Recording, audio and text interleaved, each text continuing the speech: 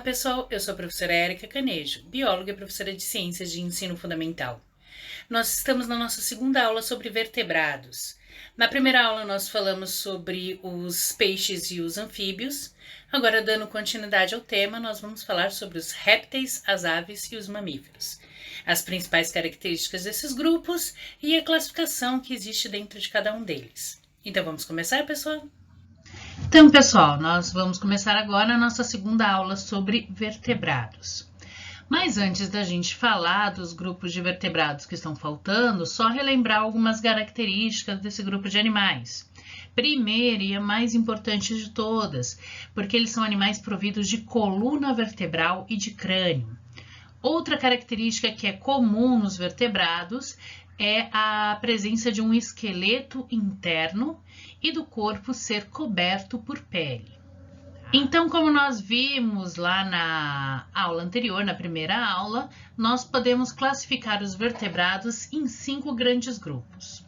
Os peixes, que nós vimos na aula passada, juntamente com os anfíbios, e o tema da aula de hoje, que são os répteis, as aves e os mamíferos. A partir de agora, a gente vai detalhar um pouquinho cada um desses 3 grupos que ficaram faltando. Então, pessoal, nós vamos começar aí falando dos répteis. Esse grupo tem algo em torno aí de 9.000 espécies conhecidas e são os primeiros vertebrados que nós dizemos que conquistaram definitivamente o ambiente terrestre.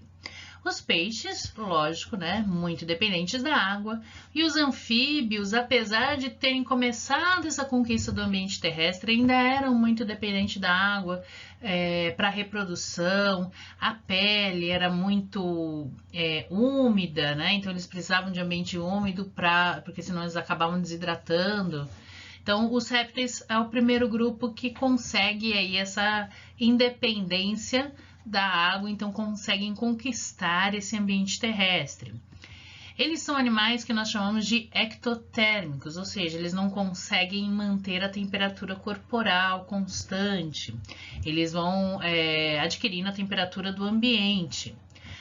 A maioria dos representantes tem hábitos diurnos. Isso por quê? Porque eles ficam ali, né, expostos ao sol para poder aquecer o corpo. Então, eles ficam, né, a gente já viu imagem, né, do lagarto, de lagartos, ou até crocodilos, jacarés, que ficam lá expostos ao sol, que é para conseguir aumentar a temperatura corporal expostos ao sol. A grande maioria deles é carnívora, existem algumas espécies que se alimentam de ovos, algumas espécies de serpentes que se alimentam de ovos, algumas espécies são herbívoras, mas a grande maioria são animais carnívoros. A pele ela é coberta por escamas ou placas córneas, que é formada por quitina. Lembra, a gente falou de quitina quando estava falando lá da carapaça dos artrópodes, né? O mesmo tipo de material que serve para proteger a pele e serve para evitar a desidratação, a perda de água. São animais com respiração pulmonar, né? Então, já que não dependem mais da água, a respiração deles é exclusivamente pulmonar. E eles podem ser ovíparos ou vivíparos. O que quer dizer isso? Na reprodução, eles podem colocar ovos, então ovíparos, ou eles podem desenvolver o embrião dentro do corpo do animal, que são os vivíparos. E como que nós podemos classificar os répteis? Como que é a classificação dos répteis? Nós temos 3 grandes grupos. Nós temos o grupo dos escamados, que incluem as serpentes, os lagartos, de uma forma em geral. Nós temos os crocodilianos, que envolvem tanto os crocodilos quanto os jacarés. E os quelônios, e nesse grupo nós temos as tartarugas, os jabutis e os cágados. O segundo grupo da aula de hoje é o grupo das aves. E as aves aí nós temos algo em torno de 10.000 espécies conhecidas. E quais são as características desse grupo de animais vertebrados? Primeiro, são animais endotérmicos. E o que quer dizer isso? quer dizer que são animais que conseguem manter constante a temperatura do corpo, independente da temperatura do ambiente. Então, diferentemente dos répteis, que a temperatura do corpo vai variar com a temperatura do ambiente, então eles não conseguem manter essa temperatura constante. Independente, né, se o tempo está quente, se o tempo está frio, o réptil não consegue manter a temperatura constante. Agora, as aves, sim, elas conseguem manter essa temperatura corporal. Eles são animais que, na reprodução, eles põem ovos, e ovos com casca dura, né? Então, uma forma de proteção desses ovos. Eles têm como a principal característica do grupo é que o corpo é revestido por penas. E aí você encontra vários formatos de penas, dependendo do ambiente onde eles vivem, coloração também, né? Você tem de cores muito exuberantes. É um espetáculo à parte as penas das aves. Respiração pulmonar. Tá? Então, eles são animais de respiração pulmonar e eles apresentam uma estrutura que são chamadas de sacos aéreos. Eles também têm aí uma glândula chamada de glândula uropigiana, que fica ali na região próxima à cloaca, que seria onde eles eliminam as fezes, né? A região próxima das fezes, é onde eles eliminam as fezes. Essa glândula uropigiana, ela produz uma secreção oleosa. Então, eles passam o bico nessa glândula, eles pegam esse óleo e eles vão espalhando pelas penas. Então, é uma forma de fazer com que as penas fiquem impermeáveis, né? Elas não se encharquem com água. E eles têm algumas outras estruturas próprias, que são relacionadas à alimentação. Então, o bico córneo, porque eles não têm dentes, então, para poder quebrar o alimento, eles usam o bico. Moela, que também é uma estrutura que ajuda a quebrar o alimento, e o papo, tá? Em relação ao bico, se vocês olharem até nessas fotos que eu coloquei aqui em cima, você tem uma variedade de formas de bico diferentes nas diferentes espécies de aves. Por quê? Porque o formato do bico também vai estar relacionado com um tipo de alimentação. Então, se vão se alimentar de outros animais, se alimentam de frutas, se é frutas mais duras ou não. Então, o formato do bico também está relacionado com o tipo de alimentação que eles têm. Então, pessoal, as aves, como grande característica delas também é a capacidade de voo. E para que elas tenham essa capacidade, essa possibilidade de voar, o corpo delas tem uma série de adaptações que permite o voo. E que adaptações são essas? Primeiro, o formato do corpo é um formato que nós chamamos de aerodinâmico. Então, esse formato do corpo das aves, os aviões até imitam esse formato que é o formato do corpo das aves, que facilita que eles peguem correntes de ar e consigam aí subir, consigam voar e aí planar, né, através das correntes de ar. Outra coisa, eles têm a presença aí de ossos pneumáticos. E o que são esses ossos pneumáticos? Eles são ossos que são ocos por dentro, então eles acabam sendo mais leves, então não vão aumentar muito o peso do animal, que vai facilitar no voo. Eles também têm a presença de quilha. E o que é quilha? A quilha é uma estrutura óssea que fica na região do externo, na região do peito do animal, e que nessa quilha se prendem os músculos peitorais que são responsáveis pela movimentação das asas durante o voo. Outra coisa que eles têm são os sacos aéreos, que eu falei para vocês lá, né, que eles tinham a respiração pulmonar e os sacos aéreos. Esses sacos aéreos, eles têm aí duas funções, eles ajudam no processo de respiração, mas eles também se enchem de ar, então acaba diminuindo a densidade do corpo da ave, então ela fica mais leve e aí facilita o voo. As aves, elas podem ser classificadas e aí em 4 grandes grupos. E quais são esses? O primeiro deles são os passeriformes, que é o grupo dos pássaros, bem-te-vi, beija-flor, o pintacilgo, né? A maioria dos pássaros que a gente conhece fazem parte desse grupo de passeriformes. Nós temos aí os psittaciformes ou psitacídeos, onde eu tenho os periquitos, tenho as araras, os papagaios, estão dentro desse grupo. Nós também temos os galiformes, que é onde eu tenho codorna, galinha, fazão, né? São animais pertencentes a esse grupo. E o último grupo são dos estrigiformes, que é o grupo das corujas.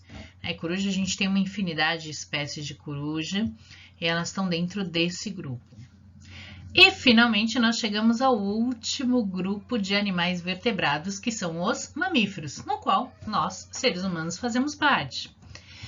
Nós temos aí nos mamíferos cerca de 6.000 espécies conhecidas. E qual é a principal característica dos mamíferos que difere dos outros grupos de vertebrados? A presença das glândulas mamárias. O que são as glândulas mamárias? São aquelas que vão produzir o leite, que vai servir como alimento nas primeiras fases de desenvolvimento dos filhotes, logo após o nascimento. Nós também temos como característica manter a temperatura do corpo constante, ou seja, nós somos animais endotérmicos. E para auxiliar a manutenção dessa temperatura constante, nós temos, por exemplo, as glândulas sudoríparas. Elas produzem o suor que, quando a temperatura ambiental, a temperatura do ambiente estiver muito alta, ou quando você estiver fazendo uma atividade física, se a gente acaba produzindo calor, a temperatura do corpo tende a aumentar, o suor ele vai ajudar o nosso corpo a resfriar um pouquinho. Então, diminuir um pouquinho a temperatura e a gente consegue manter a temperatura constante. As glândulas sebáceas também ajudam a proteger a nossa pele. Quando, por exemplo, o ambiente está muito frio, como que a gente mantém a temperatura do nosso corpo constante? Nós trememos, né? Então, o tremor faz com que os nossos músculos eles se movimentem muito rapidamente e nesse movimento acaba gerando a produção de calor. Então, é como se fosse um exercício, né? Você mexe, o músculo trabalha e ele acaba produzindo calor, então acaba esquentando um pouco o nosso corpo. Então, nós temos essas adaptações para estar sempre mantendo a temperatura corporal constante. Outra característica importante dos mamíferos é a respiração pulmonar, só que com um diferencial, nós temos um músculo chamado de diafragma. No caso agora dos seres humanos, nós estamos falando de um músculo que fica logo abaixo aqui da região do pulmão, logo abaixo das nossas costelas. O diafragma ele é um músculo que ajuda no processo dos movimentos respiratórios. E também nós temos aí como algumas adaptações ao tipo de alimentação, aos tipos de alimentação que os mamíferos podem ter, são formatos dos dentes que podem ser variados. Então, esses formatos vão variar de acordo com o tipo de alimentação. Então, por exemplo, animais carnívoros, predadores, acabam tendo dentes mais afiados para poder rasgar, né, a carne da sua presa. Outros têm nossos dentes, por exemplo, nós temos dentes para cortar, que são os nossos incisivos, nós temos os caninos, que ajudam a perfurar e rasgar o alimento, nós temos os nossos molares, que ajudam na trituração. Então, o formato dos dentes ele vai variando de acordo com o tipo de alimentação. E como eu coloquei aqui, né, animais endotérmicos, outra coisa que nós conseguimos manter a nossa temperatura do corpo, que eu até esqueci de falar, é a presença dos pelos. Então, pelo ajuda a manter, não perder o calor, então mantém a temperatura do corpo mais constante. E nós temos uma camada de gordura logo abaixo da pele, que também funciona como uma forma de manter a temperatura do corpo, a gente não perder calor para o ambiente. Então, essa camada de gordura, ela funciona como se fosse um cobertor, né? Ela segura o calor do corpo e a gente acaba conseguindo manter essa temperatura corporal constante. E como que nós podemos dividir os mamíferos? Nós podemos classificar em 3 grandes grupos. O primeiro deles é aqueles que nós chamamos de monotremados, que, por exemplo, o principal representante é o ornitorrinco.